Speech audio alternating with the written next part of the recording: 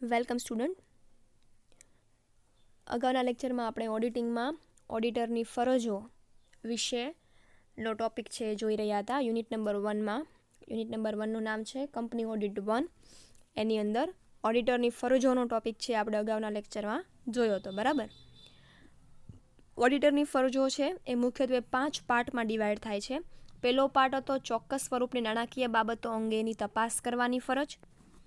એ આપણે કમ્પ્લીટ કરી નાખ્યું હતું. સેકન્ડ એ કમ્પ્લીટ કરી નાખ્યું હતું કે સભ્યો સમક્ષ અહેવાલ રજૂ કરવાની ફરજ. ત્રીજો પાર્ટ આપણે આવ્યા હતા એ હતો ઓડિટ અહેવાલમાં નીચે મુજબની બાબતો જણાવવાની ફરજ.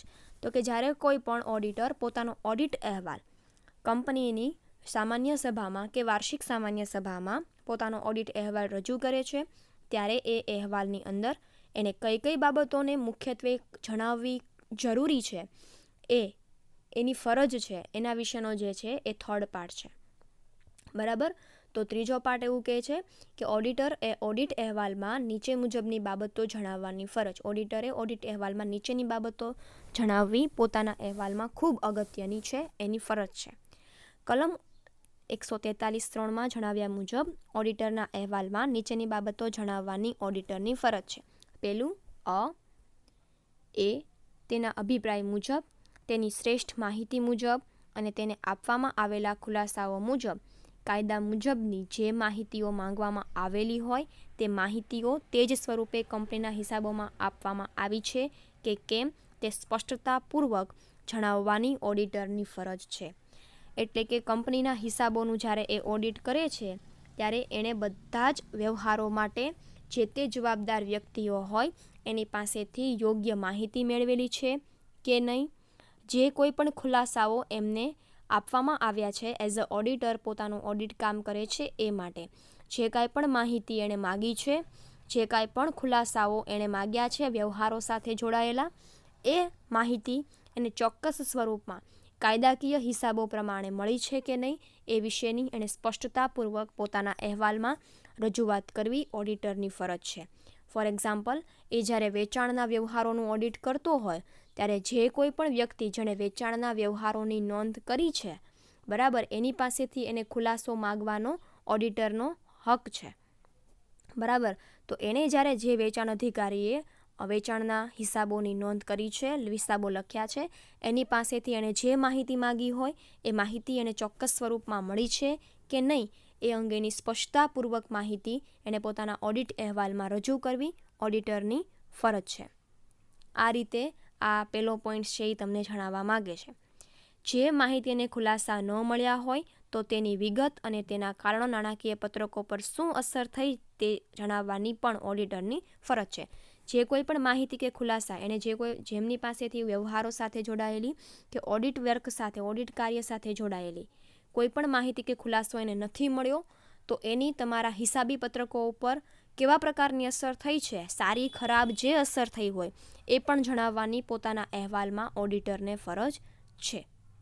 બરાબર. તો પહેલો પોઈન્ટ એવું કહે છે કે ઓડિટરને જે કોઈ પણ માહિતી કે ખુલાસો કાયદા મુજબ જે તે અધિકારી પાસેથી જે કોઈ પણ માહિતી એને માંગવાની છે એ માંગવાનો હક છે, એ એને એ જ સ્વરૂપમાં મળી છે કે નહીં એ વિશેની એને સ્પષ્ટતાપૂર્વક ઓડિટરે પોતાના રિપોર્ટમાં માહિતી જણાવવાની છે, એની ફરજ છે. અને જો કોઈ વ્યક્તિએ એ માહિતી પ્રોપરલી નથી આપી તો એના હિસાબો ઉપર શું અસર થાય છે એ પણ જણાવવાની ઓડિટરની ફરજ છે. બી. ઓડિટરે જે હિસાબી ચોપડાઓનું ઓડિટ કર્યું છે તે તેના મંતવ્ય મુજબ કાયદાની જરૂરિયાત મુજબ યોગ્ય હિસાબી ચોપડામાં છે કે કેમ તે જોવાની ઓડિટરની ફરજ છે. ઓડિટ કાર્ય અંગે કંપનીની જે શાખાઓની તેને મુલાકાત નથી લીધી તેવી શાખાઓ તરફથી ઓડિટના હેતુ માટે પૂરતા તેમજ યોગ્ય પત્રકો મળ્યા છે કે નહીં તે જોવાની પણ ઓડિટરની ફરજ છે. શું કહે છે? તો કે પોતે પોતાના હિસાબો જે કાંઈ પણ કાયદાકીય હિસાબો કે ચોપડાઓ તૈયાર કરવાના છે એ એણે પ્રોપરલી તૈયાર કરવા જરૂરી છે. એટલે કે ઓડિટરે જે કાંઈ પણ હિસાબોનું ઓડિટ કર્યું છે એ યોગ્ય ચોપડાઓ કાયદાની જરૂરિયાત પ્રમાણે બન્યા છે કે નહીં એ ઓડિટરે પોતાના ઓડિટ અહેવાલમાં જણાવવાનું છે. ફોર એક્ઝામ્પલ, પાકું સરવૈયું છે, નફા નુકસાન ખાતું છે, વેપાર ખાતું છે, નફા નુકસાન ફાળવણી ખાતું છે, આ દરેક ખાતાઓ એ કાયદાકીય જોગવાઈ પ્રમાણે બન્યા છે કે નહીં એના વિશેની માહિતી ઓડિટરે પોતાના અહેવાલમાં 100% સાચી રીતે રજૂ કરવાની છે. ઉપરાંત ઓડિટર જે કોઈ પણ કંપનીમાં કામ કરે છે અને જો તેની કોઈ શાખા હોય એટલે કે તેની કોઈ બ્રાન્ચ હોય એની એને મુલાકાત નથી લીધી પણ એ શાખાના હિસાબી પત્રકો એની પાસે આવ્યા છે, એ હિસાબી પત્રકો એની પાસે ચકાસવામાં આવ્યા છે, તો એ પત્રકો પણ યોગ્ય રીતે તૈયાર થયા છે કે નહીં એ જાણવું ઓડિટરની ફરજ છે. એટલે શું કહે છે કે શાખાની ભણે એને મુલાકાત નથી લીધી પણ શાખાઓ તરફથી ઓડિટના હેતુ માટે પૂરતા યોગ્ય પત્રકો એને મળ્યા છે કે કેમ, એને શાખાની મુલાકાત નથી લીધી પણ એની પાસે જે હિસાબી પત્રકો આવ્યા છે, એને જે મંગાવ્યા હોય પત્રકો એની પાસે યોગ્ય રીતે આવ્યા છે કે નહીં, વ્યવસ્થિત પહોંચ્યા છે કે નહીં, એના વિશે જાણવાની ઓડિટરની ફરજ છે. સી, જે કિસ્સામાં કંપનીની શાખાનું ઓડિટ કંપની ઓડિટર સિવાયના અન્ય વ્યક્તિઓ દ્વારા થયું હોય તે કિસ્સામાં શાખા ઓડિટ અહેવાલ તેને મળ્યો છે કે કેમ તે વિગત કંપની ઓડિટરે પોતાના અહેવાલમાં જણાવવાની રહેશે. એટલે કે શું કહે છે કે કારણ કે કંપનીની જે શાખા હોય, કંપનીની જે બ્રાન્ચ હોય ત્યાં ઓડિટરે પોતે ઓડિટ ન કર્યું હોય, એની સિવાય કોઈ અન્ય વ્યક્તિએ ત્યાં કંપનીના હિસાબોનું ઓડિટ છે કર્યું હોય, તો એવા કિસ્સાની અંદર એ શાખાના ઓડિટનો અહેવાલ પણ ઓડિટરને મળવો જોઈએ. કેમ કે તેની વિગત કંપની ઓડિટરે પોતાના અહેવાલમાં જણાવવાની હોય છે. એટલે કે પોતાનો અહેવાલ જ્યારે કંપની સમક્ષ રજૂ કરે ત્યારે એણે શાખાનો અહેવાલ પણ એમાં જણાવવાનો છે. તો ઓડિટરે જે કોઈ પણ અહેવાલ પોતાની શાખાના અહેવાલ મતલબ કે જ્યાં એની બ્રાન્ચ હોય ત્યાંનું ઓડિટ તો ઓડિટર કરવાનો નથી, ત્યાંનું ઓડિટ તો કોઈ અન્ય વ્યક્તિએ કર્યું છે, તો એ અન્ય વ્યક્તિ કે જેણે ત્યાંનું ઓડિટ કર્યું છે એની પાસેથી એ શાખાના ઓડિટનો અહેવાલ લેવાની જવાબદારી પણ ઓડિટરની છે અને એના વિશે યોગ્ય માહિતી રજૂ કરવાની જવાબદારી પણ ઓડિટરની છે પોતાના અહેવાલમાં. જો શાખા ઓડિટ અહેવાલ મળ્યો હોય તો ઓડિટર અહેવાલ તૈયાર કરવામાં તેને તેનો કઈ રીતે અને કેટલા પ્રમાણમાં ઉપયોગ કર્યો છે તે જણાવવાની ઓડિટરની ફરજ છે. અથવા તો જો એને બ્રાન્ચ પોતાની જ કંપનીની કોઈ અન્ય બ્રાન્ચનો ઓડિટ અહેવાલ એને મળી ગયો છે તો એને પોતાના અહેવાલમાં એમાંથી કઈ કઈ વિગતો કેવી રીતે દર્શાવી છે, કઈ વિગતોનો કેવી રીતે પોતાના અહેવાલમાં ઉપયોગ કર્યો છે એની વિગત એને જણાવવી કંપનીના સભ્યોને પોતાના અહેવાલમાં જણાવવી જરૂરી છે. ઇન શોર્ટ, સી એવું કહેવા માગે છે, સી વિભાગ, કે જો તમે શાખાનું ઓડિટ નથી કરતા, અન્ય વ્યક્તિઓ દ્વારા શાખાનું ઓડિટ કરવામાં આવ્યું છે તો એનો અહેવાલ તમારે છે એ મેળવવાનો રહેશે. અને એ અહેવાલમાંથી તમે તમારા અહેવાલમાં કેટલી વિગતો દર્શાવી છે, કેવી રીતે દર્શાવી છે એ પણ ઓડિટરે પોતાના અહેવાલમાં જણાવવાનું રહેશે. ડી, ઓડિટ અહેવાલના ભાગરૂપે એવા નાણાકીય પત્રકો, નફો નુકસાન દર્શાવતું પત્રક અને પાકું સરવૈયું, આ બંને કંપનીના હિસાબો અને જુદા જુદા પત્રકો સાથે સુસંગતતા ધરાવે છે કે કેમ તે તપાસવાની ઓડિટરની ફરજ છે. એટલે કે ઓડિટર પોતાના અહેવાલમાં જે કાંઈ પણ નાણાકીય પત્રકો, મુખ્ય 2 પત્રકો હોય એ છે નફા નુકસાન ખાતું અને પાકું સરવૈયું, બરાબર. આ બંને પત્રકો જે છે એ બંને એકબીજા સાથે સુસંગત થાય છે કે કેમ, મતલબ એકબીજા સાથે મેચ થાય છે કે કેમ એ જણાવવાની ઓડિટરને ફરજ છે. એટલે શું કહે છે કે નફા નુકસાન ખાતાનો જેટલો ચોખ્ખો નફો તમારો આવ્યો હોય એટલો તમે પાકા સરવૈયામાં દર્શાવશો, બરાબર. અને ત્યારે પાકા સરવૈયામાં દર્શાવશો પછી બંને બાજુનું જે પાકું સરવૈયું છે એ તો જ સરભર થાય જો તમારો નફા નુકસાન ખાતાની માહિતી સાચી હોય તો. એટલે શું કહે છે કે બંને પત્રકો એકબીજા સાથે સુસંગતતા ધરાવે છે કે કેમ, બંને પત્રકો એકબીજા સાથે પ્રોપરલી મેચ થાય છે કે કેમ એ તપાસવાનું ઓડિટરની ફરજ છે. એટલે કે જે કોઈ પણ નાણાકીય પત્રકો એને અહેવાલમાં ઉપયોગમાં લીધા હોય એની વચ્ચે સુસંગતતા છે કે નહીં એ જાણવાનો પણ ઓડિટરને જણાવવાનો ઓડિટરની ફરજ છે અહેવાલમાં માહિતી જણાવવાનો. ઈ, તેના અભિપ્રાય મુજબ કંપનીના નાણાકીય પત્રકો પ્રવર્તમાન હિસાબી ધોરણોનું પાલન કરે છે કે કેમ. એટલે કે અત્યારના જે વર્તમાન અકાઉન્ટિંગ સ્ટાન્ડર્ડ હોય, વર્તમાન હિસાબી ધોરણો હોય એ પ્રમાણે તમે નાણાકીય પત્રકો તૈયાર કર્યા છે કે નહીં એ એને જણાવવું જરૂરી છે, બરાબર. ફોર એક્ઝામ્પલ, તમે અકાઉન્ટિંગ સ્ટાન્ડર્ડ હિસાબી ધોરણો તમે લોકો અકાઉન્ટ્સમાં ભણો છો, બરાબર. હિસાબી ધોરણ 1 થી 7, 1 થી 8 થી 14 એ બધા તમે ભણો છો. તો હિસાબી ધોરણો પ્રમાણે તમારા હિસાબો તમે લખ્યા છે કે કેમ એ ઓડિટરે પોતાના અહેવાલમાં જણાવવું જોઈએ.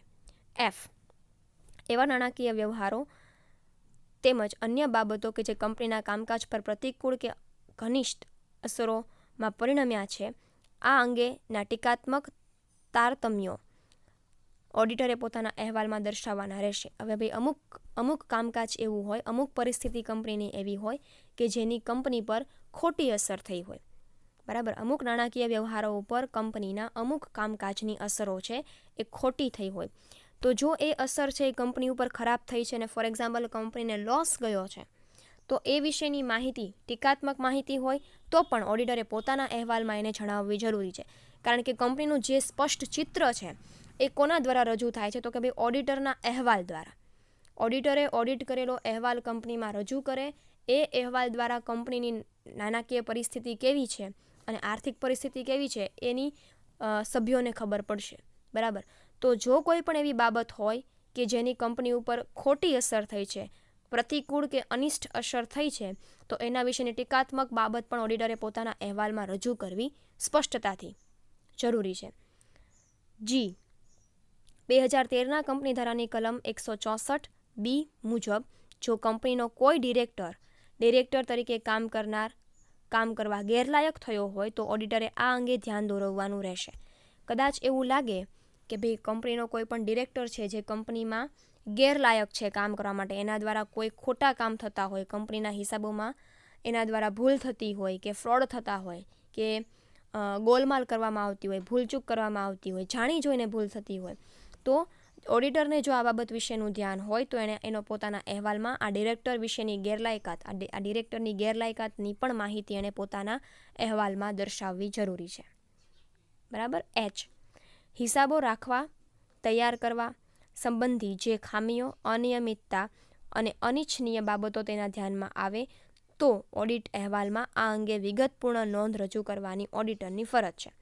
એટલે શું કહે છે કે જેમના દ્વારા હિસાબો રાખવામાં આવતા હોય, હિસાબો તૈયાર કરવામાં આવતા હોય, જો એમના હિસાબોમાં ખામી એટલે કે ભૂલ હોય, હિસાબોમાં અનિયમિતતા હોય એટલે કે વ્યવહારોનું યોગ્ય રીતે રેગ્યુલર રોજબરોજ વ્યવહારોની નોંધ ન થતી હોય, અથવા તો નોંધ થતી હોય પણ અનિચ્છનીય ખોટી નોંધ થતી હોય, તો એ બાબતે ઓડિટરે પોતાના અહેવાલમાં માહિતીની વિગતપૂર્વક રજૂઆત કરવી જોઈએ કે એને જે હિસાબો મળે છે એ હિસાબોમાં ઘણી બધી ભૂલ હોય છે, હિસાબોમાં વ્યવહારોની નોંધ નિયમિત થતી નથી અને હિસાબો નોંધાય છે તો એ પણ ઘણી વખત અનિચ્છનીય ખોટી રીતે નોંધાય છે.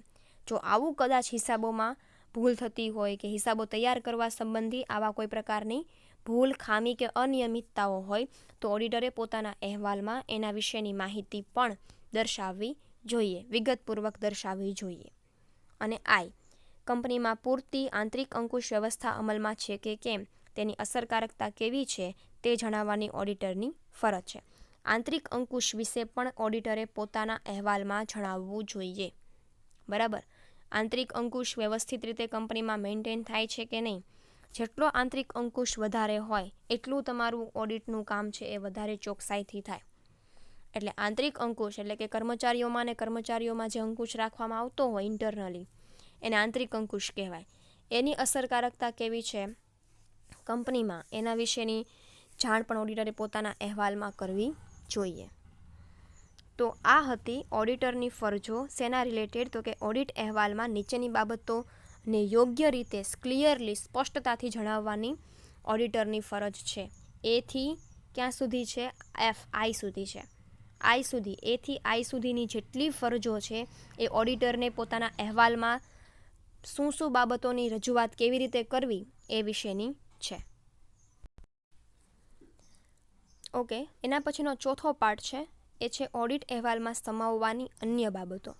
અન્ય બાબતોની જે માહિતી છે એ આપણે નેક્સ્ટ લેક્ચરમાં જોઈશું. અને પાંચમો પાર્ટ છે શક્તિયુક્ત બાબતો અંગે ખુલાસાઓ.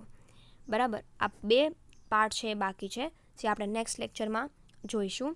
આજે આપણે એટલું રાખીએ છીએ. Thank you.